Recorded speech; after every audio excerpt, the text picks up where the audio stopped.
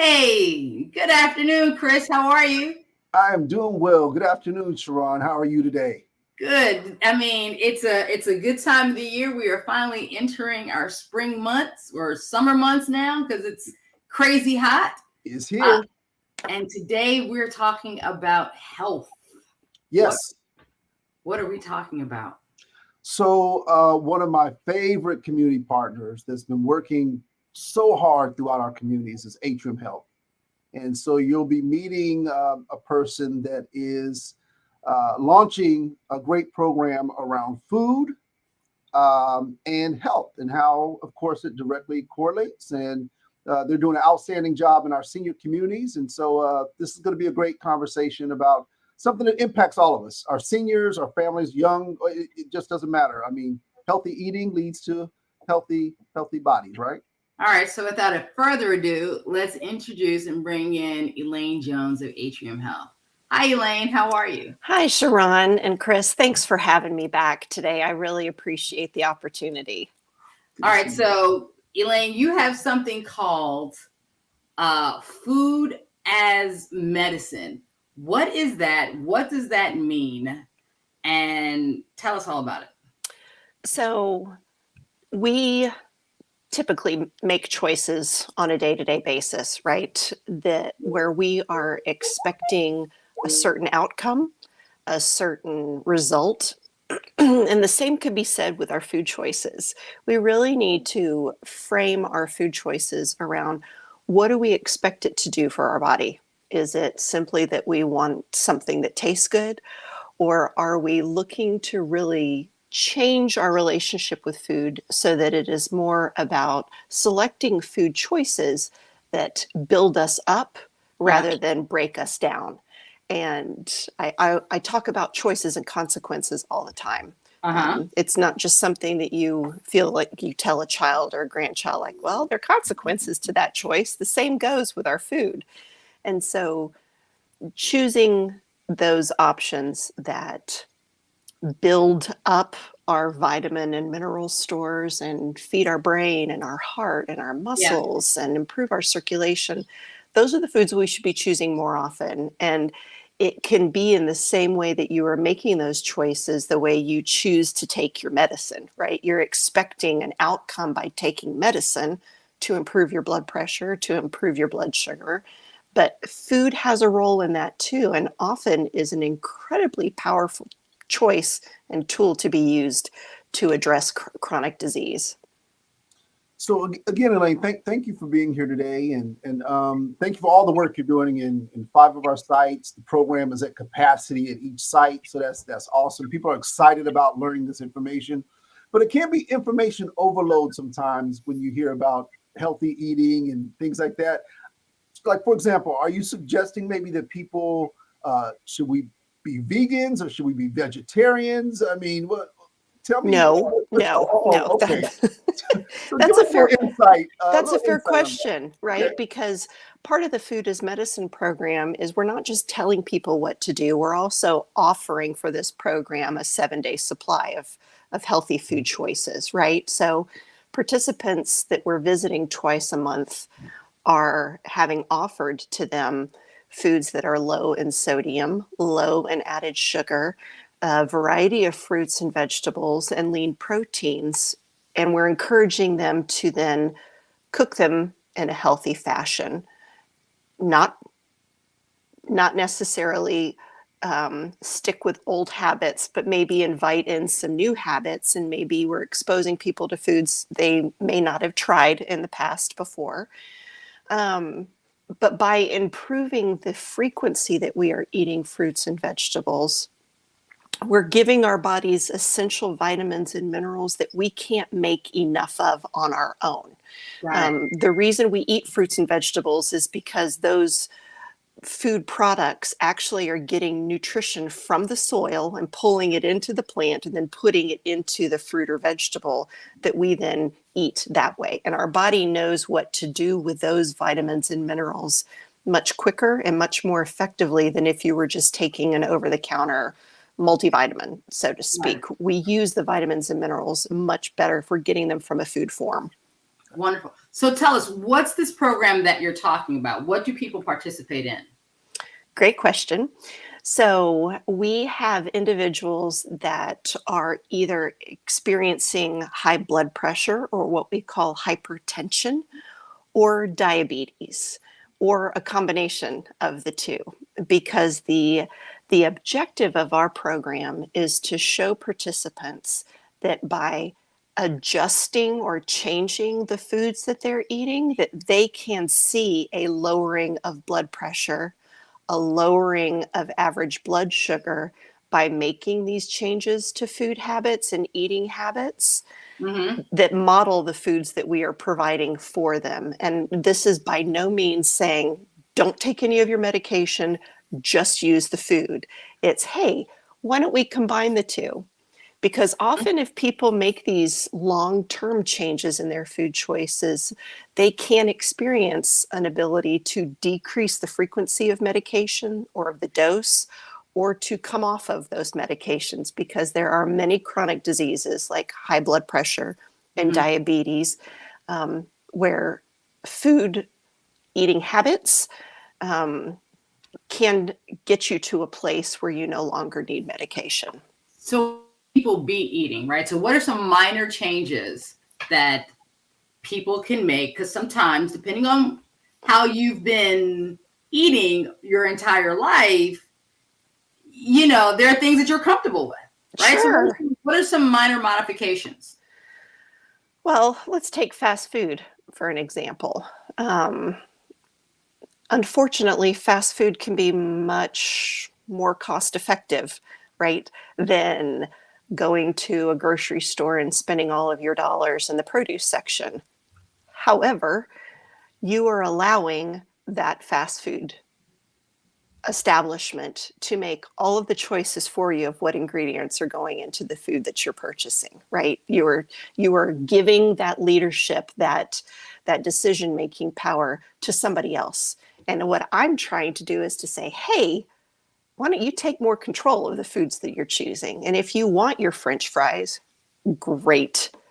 Have a small order, right? And ask for them to be unsalted. I think a lot of people out there don't understand that you can make requests. They want your money, right? They want you coming back. And you can make adjustments, whether it's unsalted, whether you're saying, hey, I want the grilled chicken and not the breaded seasoned chicken. Maybe I just cut out mayonnaise from my sandwiches. Uh-huh. Maybe instead of having a salad dressing with a side of salad, I'm really focusing on having the salad with a side of dressing. And I can dip my fork into the dressing and then take a bite, where you're still enjoying some of these flavors, but again, it's putting you back in control. Right. So, Elaine, it sounds like to me that you don't have to give up everything totally. It sounds like Correct. the great taste Correct. of fast food. You don't have to give up everything, which I like the sound of that. But when people say moderation, you hear that a lot. People say Mhm. moderation, things like that. What does that exactly mean? So a lot of people don't even understand the concept of a measurement of food, right?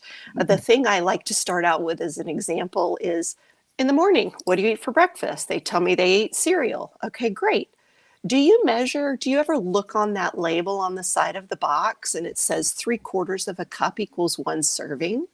And labels don't mean that if it says a serving size is 2/3 of a cup or 3/4 of a cup, that's all you're allowed to eat of that.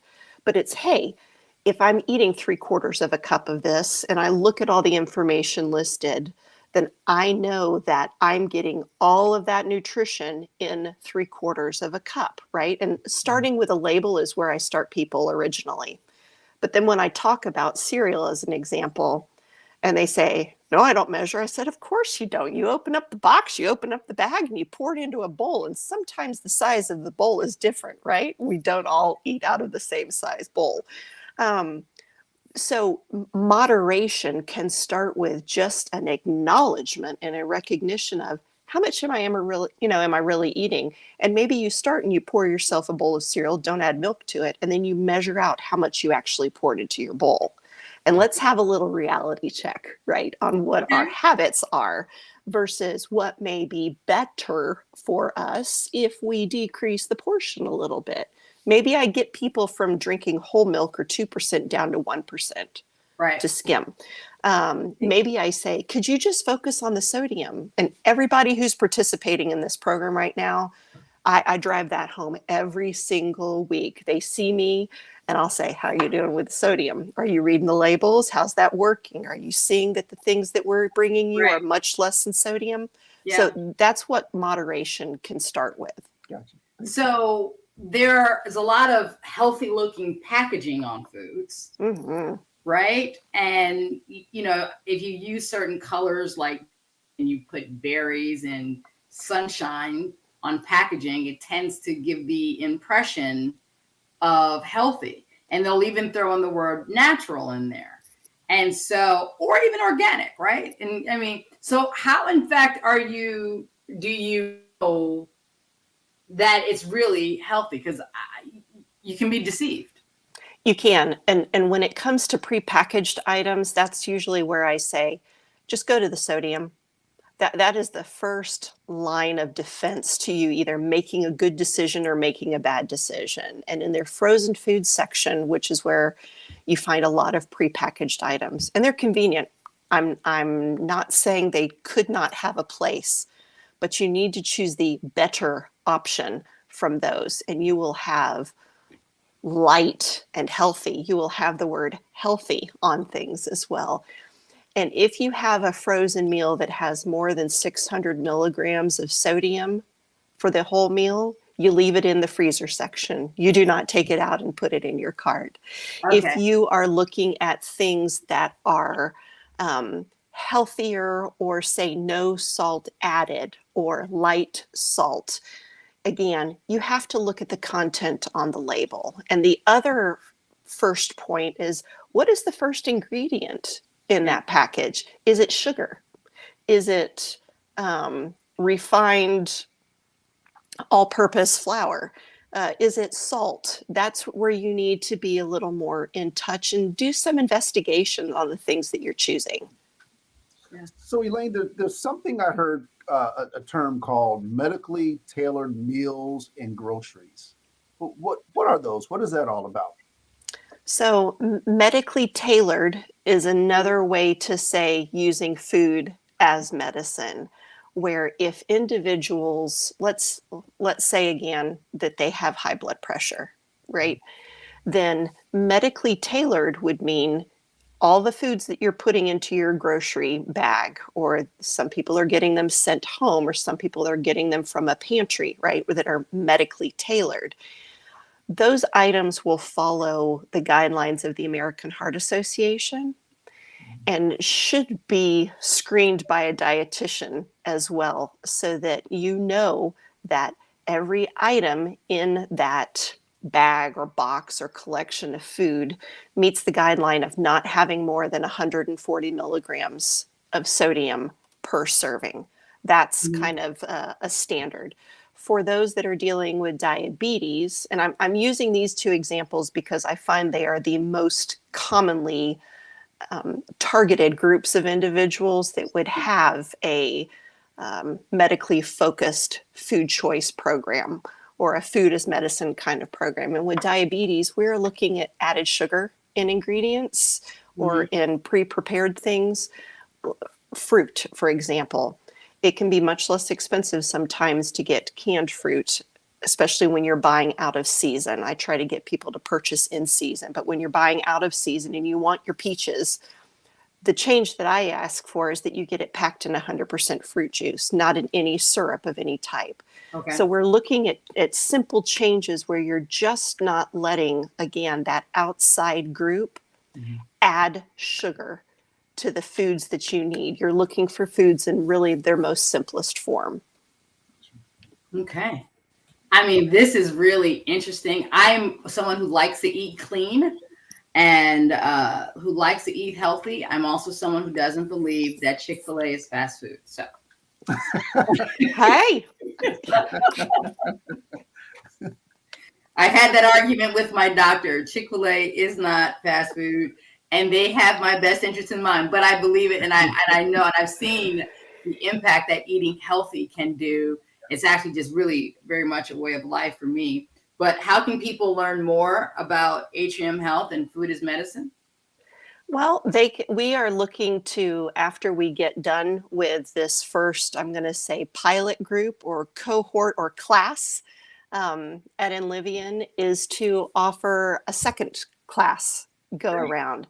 One of the things that I think really helps develop a community of health and wellness is for people to become those champions of the knowledge they have learned, and finding individuals in this first class of participants Mm-hmm. that would like to serve as health champions at each of these senior facilities is something we are really interested in developing, Okay. so that you all will then have your own, I'm going to say, in-house coaches or in-house experts, right? That also, yes, that then say, hey, if you're interested, you should see what I learned. You need to sign up for this next go around, right? Mm-hmm. And then phase after phase after phase, you are totally changing the culture in these facilities, where if somebody needs their blood pressure checked and maybe your life coach isn't available, or there's not a station or a resident that somebody knows, maybe there is an identification outside of these apartments for these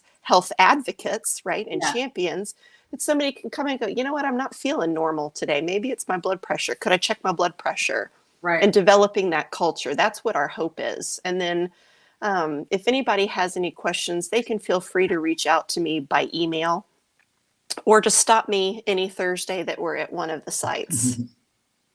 Okay. And also, we're going to send people to Atrium Health's all their social media. And so you can go to atriumhealth.org. You can call 1-800-821-1535, or to their social media, which is at Facebook, Atrium Health US, Twitter, Atrium Health, at Atrium Health, Instagram, at Atrium Health, and at LinkedIn. We're everywhere. Everywhere at Atrium Health. Elaine, I want to thank you so much for your time. It has been a pleasure, and thank you for your partnership and what you're doing in our communities. Yep. We love it. We love all the residents we get to meet and grow to understand and get closer with. And it has been an absolute joy to be able to offer this program. And we couldn't have done it without you all in your partnership. Well, Elaine, thank you to the team too. I got to give a shout out to Sherry and Patrick, right? That's Oh, they are the miracle workers. Yes, yes. the We team, are the three amigos, That's the three musketeers out there. We Yes. appreciate everything. Thank you, Elaine. Absolutely. Thank you all. Thank you. Have a great day, everybody. You too. Bye-bye.